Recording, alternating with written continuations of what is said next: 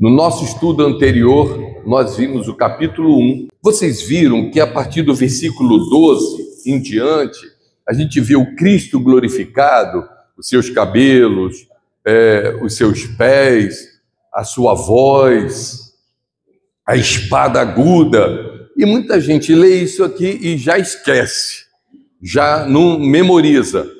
Mas eu quero que vocês percebam agora comigo, uma vez que nós estamos aqui no estudo da palavra de Deus, que toda vez que ele vai fazer uma introdução a uma igreja, a uma carta, é apresentado uma das suas características, que aqui já foram citadas no capítulo 1. Você pode perceber? Então vejamos, antes de entrarmos no livro, esse detalhe que julgo importante. Capítulo 2, versículo 1. Escreve ao anjo da igreja que está em Éfeso. Isto diz aquele que tem na sua destra as 7 estrelas, que anda no meio dos 7 castiçais de ouro. Nós vimos isso. Muito bem. Agora, na segunda carta, a igreja de Esmirna. Veja.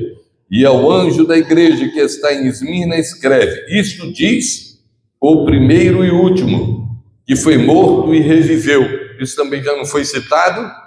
Então, observe agora, na terceira carta, na introdução. E ao anjo da igreja que está em Pérgamo, escreve, isso diz aquele que tem a espada aguda de 2 fios. Viu a espada aparecendo aqui? Então, para cada carta, o Senhor vai se apresentando com uma de suas características. Na igreja de Tiatira, e ao anjo da igreja de Tiatira, escreve, isto diz o Filho de Deus, que tem os olhos como chama de fogo e os pés semelhantes ao latão reluzente. Quando vem a introdução de cada carta, vem uma característica do Senhor que foi apresentada no capítulo 1. Então, meus irmãos, aqui no capítulo 2 e no capítulo 3, nós vamos ver a história da igreja ou as 7 cartas das igrejas do livro de Apocalipse. E essa parte do território onde o Senhor escolheu essas cidades. Veja que quase que completa um círculo, não é isso? Éfeso, vai subindo. Esmirna, Pérgamo e depois vai descendo. Tiatira, Sardes, Filadélfia e Laodiceia. Vejam que essas igrejas, elas eram próximas porque estavam todas numa região. Essas igrejas foram escolhidas porque elas teriam as características que iriam apontar para o futuro da igreja ou para a história da igreja. Queridos, nós estamos falando de Apocalipse, revelação. Claro que o Senhor usou essas 7 igrejas para deixar uma referência, para mostrar que Ele está no controle de todas as coisas, que Ele sabe de tudo e que a história da igreja seria contada através dessas 7 cartas. Você pode dizer amém? Bom, mas eu quero aqui chamar a atenção para que você seja um estudante da palavra de Deus com a mente muito ativa, para que você possa ativar seus neurônios para compreender esses segredos da palavra do Senhor nosso Deus. Quando você estuda essas 7 cartas, você precisa ter 3 percepções que eu destaco aqui nesta noite. Primeiro aspecto, que eram igrejas literais e que os fatos aqui narrados aconteceram. Segundo aspecto é que é um tempo profético, é um tempo presente da igreja na terra, do seu início até o seu fim. Mas o seu fim, na verdade, é o arrebatamento. Bom, terminou o tempo da igreja na terra. E vem o terceiro aspecto que a gente não pode esquecer. Essas 7 igrejas, elas retratam os tipos de crentes de toda a era da história da igreja. Essas 7 igrejas, essas reprimendas, essas recomendações, esses elogios, retratam os tipos de crentes que tem dentro da igreja em todas as épocas. Só que em cada época iria prevalecer um tipo de crente. Então, hoje, nós sabemos que estamos vivendo o tempo de Laodiceia, mas louvado seja Deus que na terra ainda existe muito crente de Filadélfia. Mas no meio da igreja vai aparecer o crente de Éfeso, que perdeu o primeiro amor. Vai aparecer a igreja de Mina, aquele crente que vive a história dele toda na terra no sofrimento. Você conhece a pessoa que viveu a vida toda num sofrimento? É Esmirna, mas não negou a fé, foi fiel até o último dia da sua vida. Mas nesse tempo você vai encontrar crentes que fizeram um casamento com a política, que fizeram um casamento com o mundo, e isso é reprovado diante de Deus. Mas também você vai encontrar o tipo de crente que se prostituiu com outras religiões, que se desviou do evangelho, tipos de crentes. Mas também você vai ver o crente morno, que não é quente, que não é frio, no meio da igreja aparece. São pessoas insensíveis à voz do Espírito Santo de Deus. Entretanto, no meio da igreja, você vai ver o crente animado, o crente avivado, o crente pentecostal, que é o crente Filadélfia, mensageiro de Deus, missionário do Senhor. Assim sendo, queridos, nós vamos agora partir para cada uma dessas igrejas. Qual é a primeira igreja? Isso, estamos despertados, acordados. Éfeso, que significa desejável. É importante que você compreenda que essa igreja primitiva, ela combateu os falsos apóstolos, os revelou como mentirosos. Essa igreja trabalhou para o Senhor, se dedicou. Essa igreja primitiva que deve ser um exemplo para nós no que diz respeito a trabalho, a dedicação que eles tiveram. Agora, uma coisa ele repreendeu.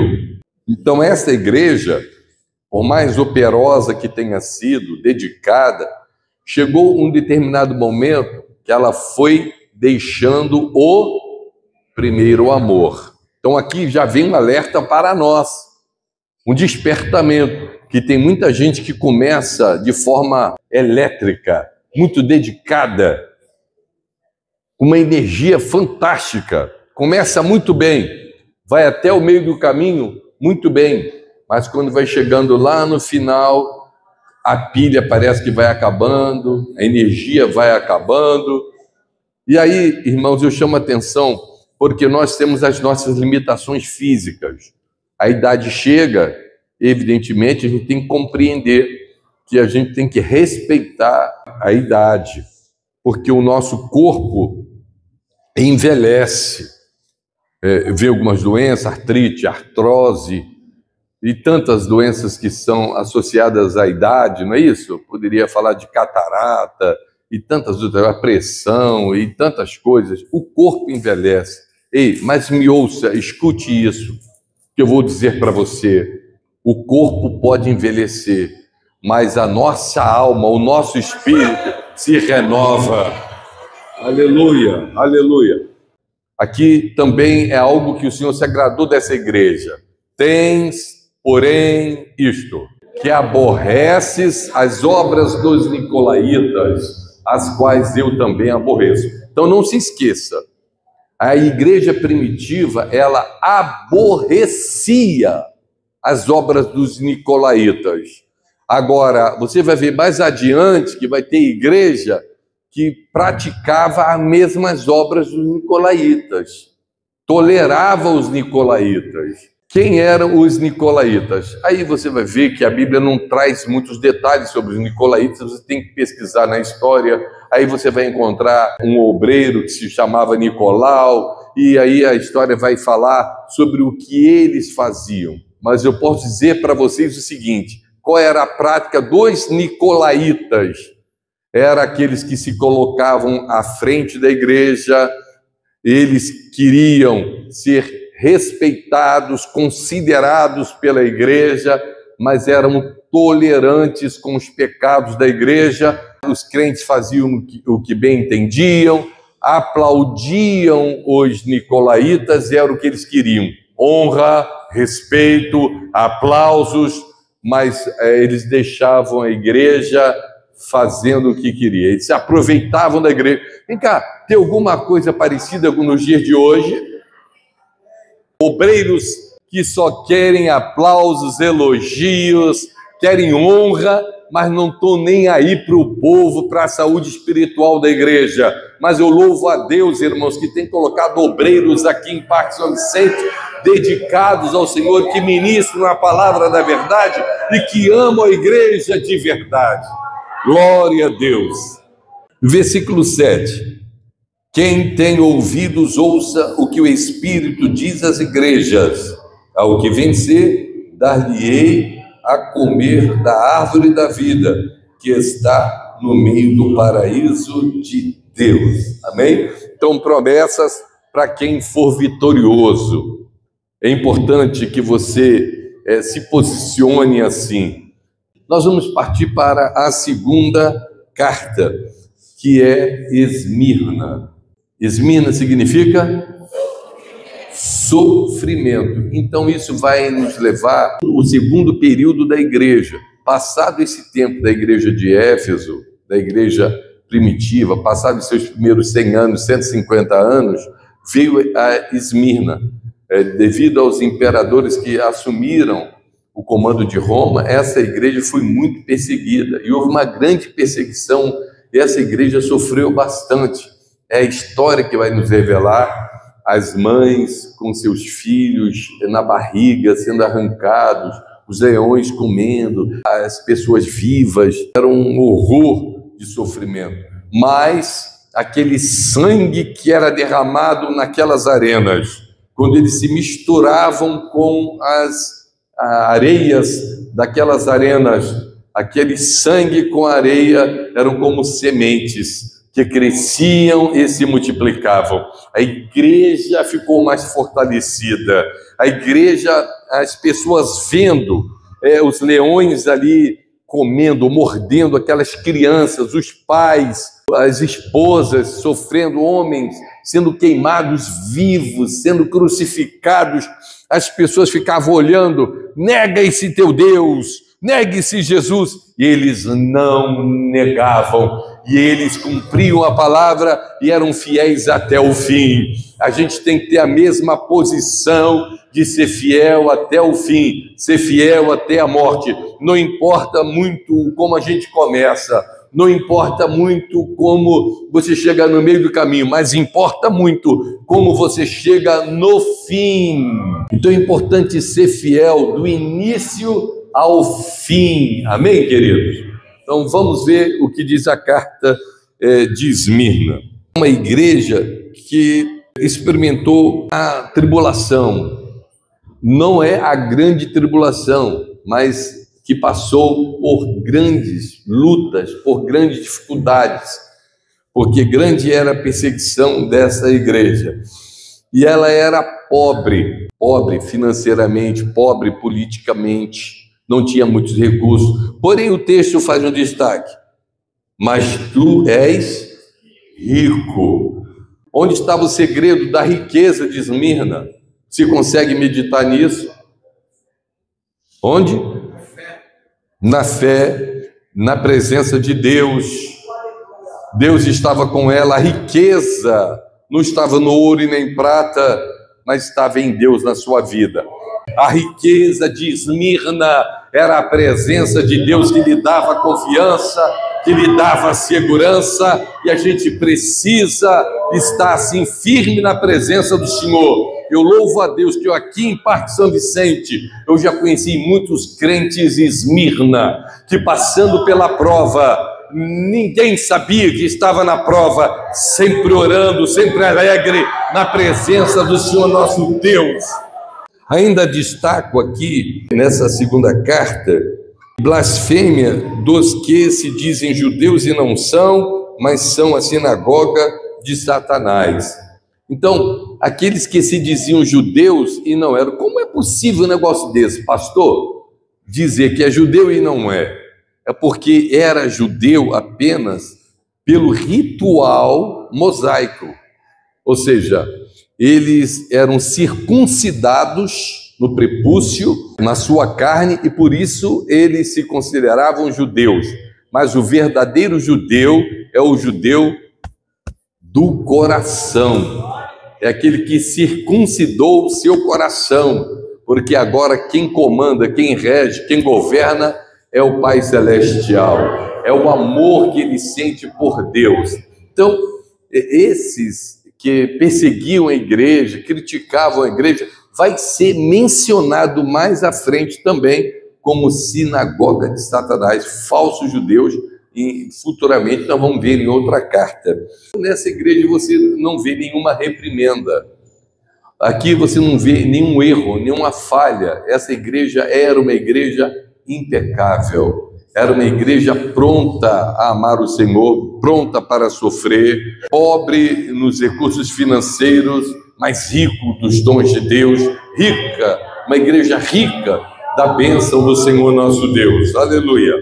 Só que agora termina o tempo da igreja de Esmirna e começa esse tempo da igreja de Pérgamo. Aqui eu destaco, primeiramente, que o Senhor conhecia as obras de Pérgamo e que era uma igreja que lutava para manter a sua fé, sendo que ela estava numa região muito crítica, porque a Bíblia registra que Satanás, na terra, tinha um lugar onde ele tinha o trono dele. Era uma região idólatra, dominada por ídolos, mas a Bíblia vai dizer, onde Satanás estabeleceu o seu trono. Retens o meu nome e não negaste a minha fé. Guardava o nome. Tem muito crente que não guarda o nome do Senhor. O meu nome é André Luiz Rodrigues do Nascimento, de Jesus, porque é meu sobrenome, é o teu sobrenome. Onde a gente anda, onde a gente trabalha, você representa o Senhor nesta terra. Ó, lá é um crente, lá é uma serva de Deus. Então, se você der mau testemunho, você vai envergonhar o Evangelho. Por isso, nós que estamos sempre cercados de uma grande nuvem de testemunho, precisamos sempre dar bom testemunho. Cuidado com o que a gente fala, cuidado com as discussões, com gritarias, xingamentos. Deus não se agrada disso. Sempre lembrando que a gente tem que dar lugar ao Espírito Santo de Deus. E o que caracterizou essa igreja? Foi um casamento estranho, porque nessa época, Constantino, o imperador, foi alcançado pelo Evangelho, só que foi uma conversão meio estranha. Por quê? Porque ele se associou, viu que a igreja estava se tornando um grupo muito forte, ele se converteu e com ele veio muita gente que se infiltrou na igreja por causa do imperador. Agora, a igreja que era perseguida, Esmirna, agora ela passou a ter o Estado do seu lado. O governador, o imperador, agora estava do seu lado. E a igreja aceitou isso como uma grande bênção, como uma grande ajuda. Só que a história vai mostrar que a igreja com a política não casa muito bem. Então, tem que tomar muito cuidado com esse tipo de casamento. A nossa confiança nunca deve estar nos homens. A nossa confiança não deve estar nos carros, nos cavalos. A nossa confiança sempre tem que estar depositada em Deus. As nossas necessidades devem ser apresentadas ao Senhor em oração. A igreja precisa ter essa dependência. A igreja precisa preservar o nome do Senhor. Você pode dizer amém por isso? Então aqui fica registrado para nós, irmãos. Existem várias igrejas, vários crentes que preferem esse casamento, preferem essa associação, preferem a proteção do Estado, preferem o dinheiro do Estado. Mas é importante que a gente se posicione para compreender que a política deve servir à igreja, porque nós somos cidadãos dessa terra, mas a igreja não serve à política. A igreja serve a Deus. A igreja tem um Senhor, a igreja tem um dono, e por isso devemos a Ele toda a glória, toda a honra, todo o louvor. No versículo 14, mas umas poucas coisas tenho contra ti, porque tens lá os que seguem a doutrina de Balaão, o qual ensinava Balaque a lançar tropeços diante dos filhos de Israel, para que comessem dos sacrifícios da idolatria e se prostituíssem. Não para aqui, ele também tinha um outro segmento, outro grupo que acompanhava, que eu já citei para vocês, os nicolaítas. Mas aqui ele mencionou a questão de Balaão, e já narrou a passagem bíblica. Balaão, aquele profeta que ele recebia dinheiro, benefícios, para lançar maldição contra o povo de Israel, mas era reprovado. Então ele foi ensinar o rei como fazer com que o povo de Israel perdesse a proteção da parte de Deus. Então ele ensinou o rei a infiltrar mulheres perniciosas, maldosas, libidinosas no meio do povo de Israel, para que os homens se perdessem, se contaminassem, e aí a glória de Deus se afastasse. Então Balaão, um falso profeta, é um infiltrado no meio do povo de Deus. Eu quero dizer para vocês que hoje, infelizmente, nós temos visto isso acontecer, de homens que, sem temor de Deus, têm mais compromisso com os prazeres deste mundo, e aí estão ensinando, pregando, mas eles estão lá nas suas noitadas, nas suas farras, nas suas fantasias, ensinando o povo que essas coisas são comuns. Essa mistura que estamos vivendo nos dias de hoje são misturas condenáveis. A igreja do Senhor, ela é separada. A igreja do Senhor é um povo exclusivo de Deus. A Bíblia vai falar sobre isso. Nação santa, geração eleita, sacerdócio real, povo exclusivo de Deus. Você pode glorificar o nome do Senhor. Quando nós invocamos o nome do Senhor, andamos em santidades, em separação, em novidade de vida, e nós não nos comprometemos com o mundo, nós desfrutamos da proteção de Deus. A bênção de Deus está sobre a sua vida. A Bíblia vai dizer que o anjo do Senhor acampa ao seu redor daqueles que o temem e os livra. Você tem um anjo à sua disposição para te proteger e te guardar, de dia e de noite. Mas para isso tem que guardar a palavra, tem que guardar o conserto, tem que guardar a aliança. Aleluia! Não dê ouvidos a Balaão, que ensina o povo a andar no mundo, que ensina o povo a pecar. Tem muito pastor Balaão por aí, mas eu louvo a Deus que aqui em Parque São Vicente você recebe a doutrina da palavra do Senhor nosso Deus, para você andar diferente do mundo, mas andar debaixo da bênção de Deus. Então, na primeira igreja, eles rejeitavam os nicolaítas, mas aqui em Pérgamo, eles se acomodaram na igreja. Assim tem também os que seguem a doutrina dos nicolaítas. Irmãos, hoje isso é um perigo na igreja, porque tanto o mestre de Balaão como o mestre dos nicolaítas não tem nenhuma relação conosco. O mestre deles vem do inferno. Eles se dizem crentes, eles se dizem apóstolos, eles se dizem bispos, eles se dizem pastores, eles se dizem ministros do evangelho, mas são nicolaítas na verdade. O amor deles está ao dinheiro, o amor deles está no poder, o amor deles está na aparência. São arrogantes, altivos, prepotentes. Eles se consideram donos da igreja, querem aplausos e elogios. Irmãos, nós não admitimos aqui a doutrina dos nicolaítas. Eles são repreendidos em nome do Senhor nosso Deus. Aqui não tem maior, aqui não tem melhor, aqui todo mundo é igual, todo mundo é embaixador do rei, todo mundo é servo de Deus. Louvado seja o nome do Senhor, aleluia. Assim, queridos, a gente avança na história, porque é passado o tempo de Pérgamo e chega o tempo de Tiatira, sacrifício. Só que esse sacrifício não é um sacrifício que agrada a Deus, que é o sacrifício da obediência, da adoração. Esse sacrifício é um falso sacrifício, é um sacrifício que Deus vai cobrar. Aqui no livro de Apocalipse vai mostrar a falsa religião, o que Tiatira plantou e vai colher.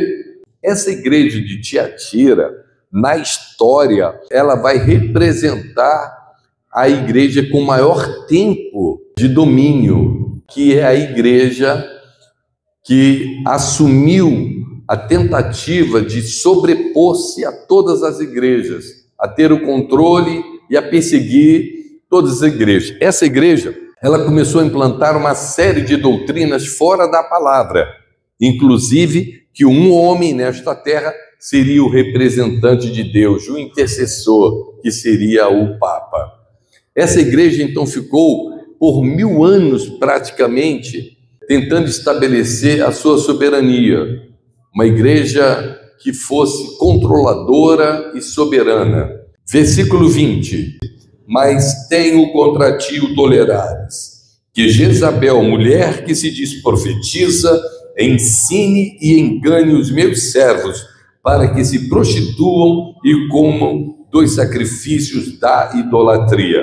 Veja esse nome dessa profetisa, se ela foi real, não foi real, não posso lhes garantir. Mas o nome de Jezabel é associado àquela Jezabel do Antigo Testamento, que fez com que a nação de Israel se prostituísse após Baal, Azera, aqueles deuses terríveis, e a nação se perdeu. E a mesma coisa acontece com a igreja de Tiatira, quando doutrinas falsas foram inseridas e as pessoas então passaram a conviver com o pecado, com a prostituição, como se fosse uma coisa normal, como se fosse uma coisa natural.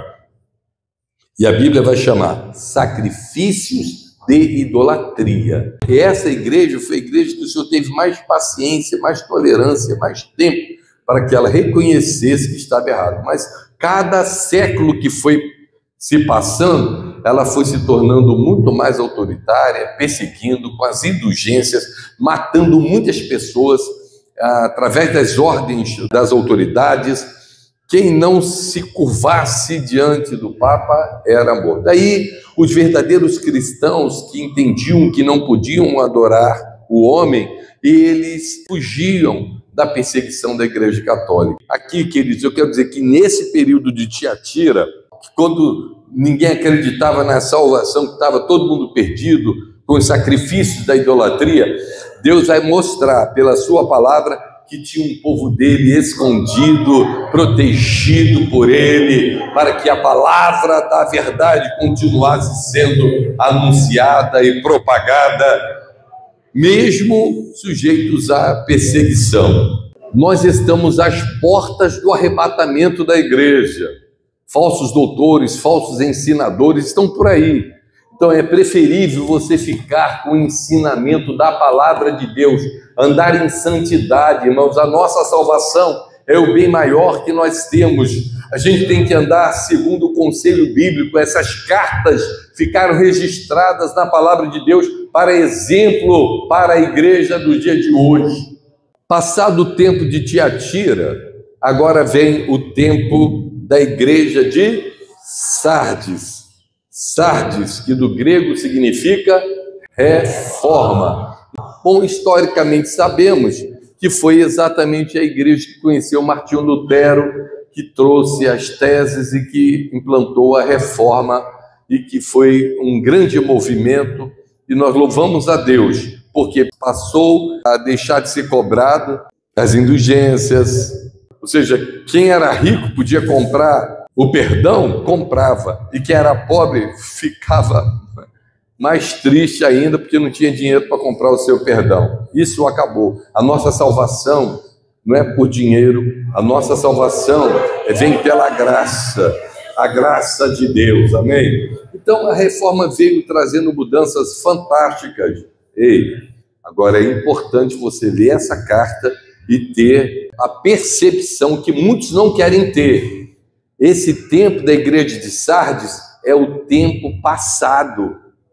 E a gente tem que compreender que existem algumas exortações para a igreja de Sardes. E tem gente hoje que quer ser um crente Sardes, quer viver debaixo da reforma, enquanto que o Senhor tem um plano maior e essas pessoas rejeitam, negam o mover do Espírito Santo de Deus. Vejamos o que diz essa carta. Sardes, tem nome de que vives e estás morto. Isso é preocupante. A pessoa ter aparência, ter fama de que está vivo e está morto, ter fama de que é crente, mas é reprovado por Deus. É crente para o mundo, mas não é crente para Deus. Você tem que ser crente por dentro e crente por fora. Você tem que ser crente na igreja e crente no trabalho. Tem que ser crente na igreja, crente em casa. Tem que ser crente na igreja, crente na rua. Então, meus irmãos, essa igreja de Sardes é uma igreja que se apegou à palavra, ao conhecimento, à intelectualidade, mas desprezou o poder do Espírito Santo de Deus. Então ela ficou com fama de crente, muito crente de aparência, mas por dentro faltava o poder do Espírito Santo de Deus. Então, queridos, é muito importante você compreender que agora vem um novo tempo, um tempo de um avivamento sobre a terra.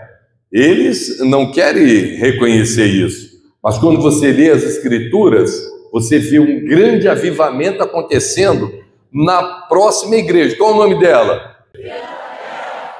Bom, então Filadélfia é a próxima igreja, que significa amor fraternal.